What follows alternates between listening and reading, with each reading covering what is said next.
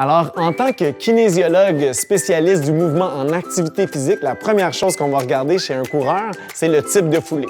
Et il y a un type qui est plus propice à développer des blessures. Le but aujourd'hui, c'est de vous épauler dans le choix de chaussures afin d'éviter les blessures à moyen ou à long terme.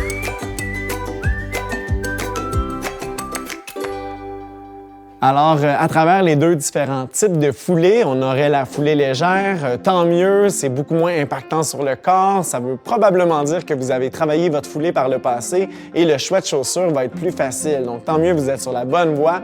On continue.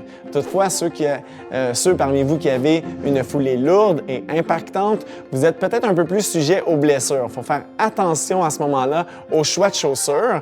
On veut peut-être quelque chose d'un peu plus coussiné, d'un peu plus structuré et avec possiblement une stabilité au niveau de la semelle.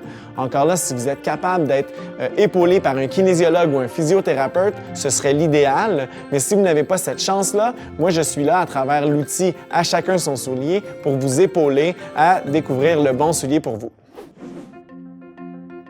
Alors, par le fait qu'on fasse des grandes enjambées et ou par le fait qu'on ait un arche de pied plat, ça va occasionner des ennuis, surtout au niveau de la cheville, au niveau du genou, côté médial ou latéral, ou même au niveau de la hanche, par un désalignement au niveau de la jambe dû à l'hyperpronation à l'appui au sol.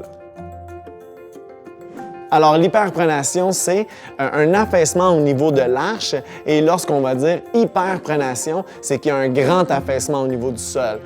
On a tous un peu de pronation lorsqu'on court, 80% des coureurs, mais l'hyperpronation est non souhaitée parce qu'il y a un trop gros affaissement au niveau de l'arche. Encore une fois, en tant que kinésiologue, je vous dirais d'être épaulé par un entraîneur, un kinésiologue ou même un physiothérapeute qui va vous aider à modifier votre façon de courir et à vous donner des exercices de renforcement. Alors, on vient de déterminer ensemble le type de foulée que nous avons. On a aussi, au préalable, déterminé son type d'arche de pied. Et pour commencer, on connaissait aussi nos objectifs. Maintenant que tout ça c'est fait, dans la prochaine capsule, on va être capable de sélectionner sa chaussure. Alors, on se rejoint dans la prochaine vidéo pour faire la différence entre les différents types de souliers, neutres avec stabilité pour la performance ou pour le sentier.